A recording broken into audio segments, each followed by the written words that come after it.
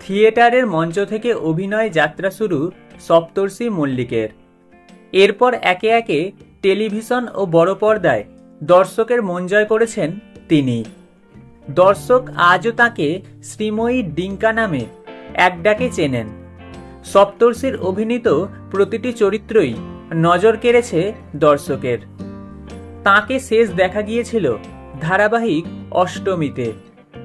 এরপর ফের ছোট পর্দায় দেখা যেতে চলেছে সপ্তর্ষিকে। খবর এমনটাই।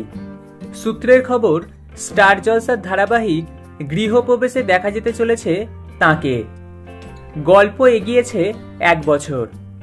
নায়ক আদ্রিত মারা যাওয়ার খবর ছড়িয়েছে নিউ ইয়র্কে। তবে সে মারা যায়নি। দুর্ঘটনায় স্মৃতি হারিয়ে এখন কলকাতায় রয়েছে সে। অন্যদিকে ব্যবসায়ী আকাশ সেনের সঙ্গে চুক্তি হয়েছিল আদ্রিতের, যা সে মারা যেতে আর কাজ এগোয়নি। গল্পের নতুন মোড়ে আকাশ সেন আসে নিউ ইয়র্কে।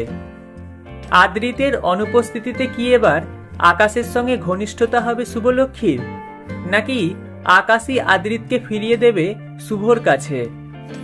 গল্পের নায়ক মারা যেতেই গুঞ্জন ছড়িয়েছিল এবার নাকি নায়ক বদল হতে চলেছে।